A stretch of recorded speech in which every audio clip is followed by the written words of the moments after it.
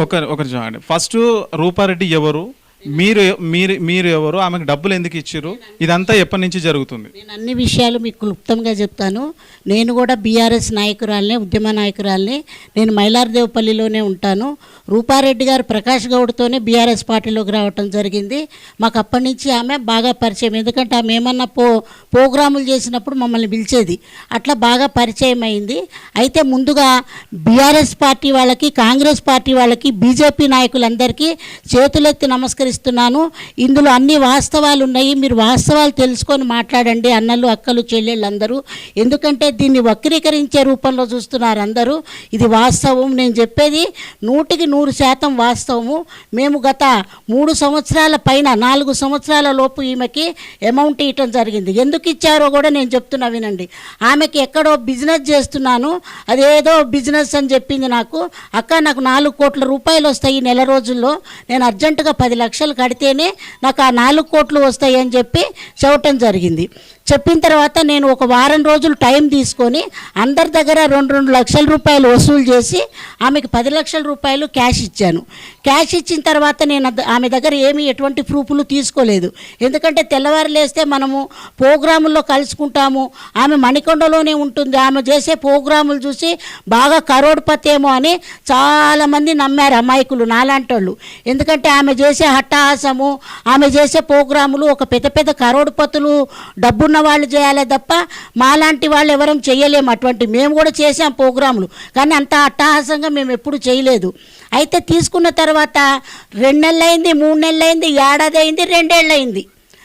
Phone చేస్తే phone ఎత్తదు. నా దగ్గర కూడా వీడియో రికార్డులు అన్నీ ఉన్నాయి, ఆమెతో మాట్లాడినవన్నీ నా దగ్గర కూడా ఉన్నాయి. అయితే నేను పైసలు ఇవ్వాల్సిన విషయము ఇది నిన్న మొన్న జరిగింది కాదు. నేను బీఆర్ఎస్ భవన్లో ఉద్యమ నాయకులందరికీ కూడా నేను చెప్పా, ఇట్లా రూపారెడ్డికి డబ్బులు ఇచ్చాను, చాలా సతాయిస్తుందని చెప్పా. సబితా ఇంద్రారెడ్డి గారి దృష్టికి తీసుకెళ్ళా. అక్క నాకు డబ్బులు ఇవ్వాలి అంటే, లక్ష్మి ఇది పైసలతో కూడిన విషయం అమ్మా, నేనేం మాట్లాడతాను చెప్పు అని చెప్పి అక్క కూడా చెప్పడం జరిగింది. తర్వాత ప్రకాష్ గౌడ్ గారి దగ్గరకు కూడా పోయి 2-3 సార్లు అడిగాను. అన్న మీరు పెద్ద మనసుతో, మీరు లోకల్ ఎమ్మెల్యే, దయచేసి మాట్లాడండి అక్క అంటే, తిరుపతి గల్లాలో వేసుకున్నాను అనుకో లక్ష్మక్క, ఆమె దగ్గర నుంచి ఏం డబ్బులు వస్తాయి, నీ ఇష్టం ఏమన్నా చేసుకో, నేను చేసుకో, కానీ డబ్బుల విషయంలో నేను ఇన్వాల్వ్ అవ్వనని ప్రకాష్ గౌడ్ గారు కూడా చెప్పడం జరిగింది.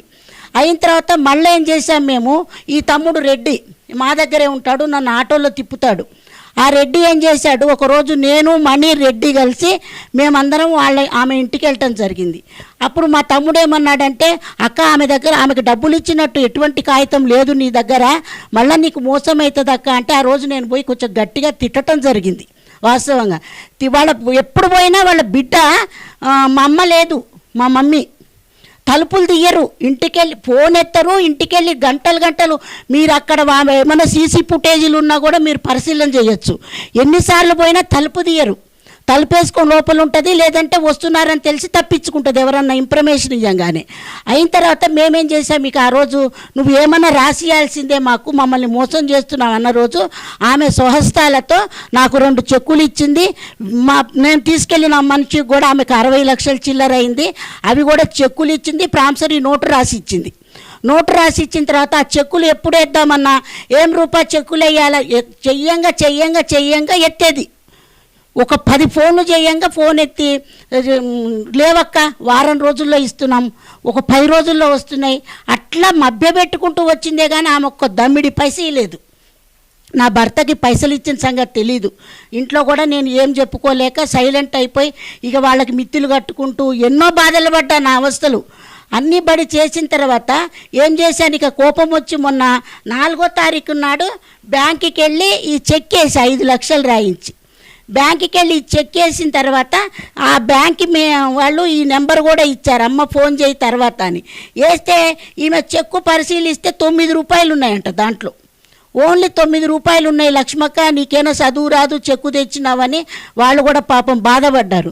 తర్వాత ఈ చెక్కు ఇట్లా అయిందని చెప్పి ఫోన్ మనం ఏదన్నా చెబుదామన్నా ఫోన్ ఎత్తదు, అసలు రెస్పాన్స్ ఇయ్యదు.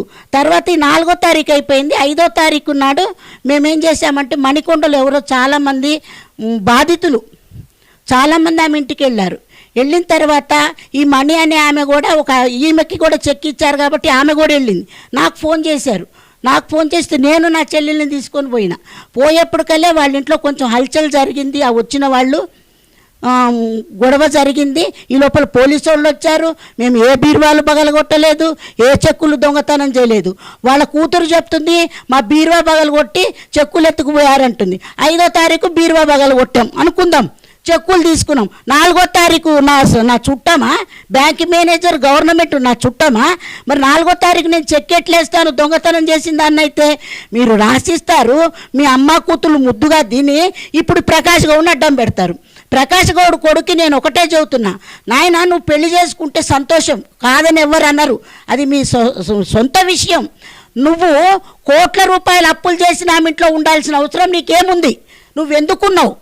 ఇప్పుడు నీ దగ్గర మీరు ఆయనకు మొత్తం ఎన్ని పైసలు ఇచ్చారు? ఆమెకు మొత్తం ఎన్ని పైసలు ఇచ్చారు? ఎన్నిసార్లు ఇచ్చారు? 10 లక్షలు. నేను ఒకసారి 5 లక్షలు, ఒకసారి 5 లక్షలు ఇచ్చా. ఏమైనా ప్రూఫ్స్ ఉన్నా? మీరు డబ్బులు ఇచ్చినట్టు ఫోన్ పే చేసిరా, లేదంటే బ్యాంకులో ట్రాన్స్ఫర్ చేసిరా, క్యాష్ ఇచ్చిరా? నేను క్యాషే ఇచ్చాను. ఇచ్చిన తర్వాతనే 1 సంవత్సరం 2 ఏళ్ల తర్వాతనే మాకు చెక్కులు ఇచ్చింది. ఆ చెక్కులు ఇచ్చేటప్పుడు కూడా ఒక ఫోటో మా తమ్ముడు తీశాడు ఆమె రాసి ఇచ్చేటప్పుడు. అది కూడా నా దగ్గర ఉంది ప్రూఫ్. మేమేం దొంగతనం చేయలేదు. అయితే నేను ఒక్క విషయం చెప్తున్నా, ఈ పైసలకి ఈ చెక్కులకి అసలు ఆ ప్రకాష్ గౌడ్ కొడుక్కి, ఆ ప్రకాష్ గౌడ్ గారికి ఎటువంటి సంబంధము లేదు. ఇది కోట్ల రూపాయలు ఎగ్గొట్టాలనే ఒక దురుద్దేశంతో వాళ్ళని అడ్డం పెట్టుకొని ఆమె మీడియా వాళ్ళందరికీ చెప్పుకొని అంత పబ్లిసిటీ చేసుకుంటుందే తప్ప ఇది వాస్తవం కాదు. ఎందుకంటే చాలామంది ప్రామిసరీ నోట్లు చెక్కులే తీసుకొని వచ్చారు. పోలీసు వాళ్ళు మా చుట్టాలు కాదు కదా. పోలీస్ స్టేషన్లో మేము అన్నీ సబ్మిట్ చేసినప్పుడు గొడవ ఎప్పుడు జరిగింది, చెక్ ఎప్పుడు వేశారని వాళ్ళు చూసుకుంటారు కదా. నేను ఇంటికి పోయినాడు మా అమ్మ తిట్టలేదు అంటది. వీళ్ళు డోర్లు గుద్దేటప్పుడు బద్మాష్ దాన్న బయటకు రా, మందిని ముంచి లోపల దాక్కున్నామని నేను అనటం జరిగింది. జరిగితే ఈ మాది లంజ కూడా వచ్చింది ఆ కొట్లాటకి మందిని తీసుకోనని. అది గదిలో నుంచి వచ్చి అన్నప్పుడు అక్కడ ఉన్న సభ్యులందరూ విన్నారు.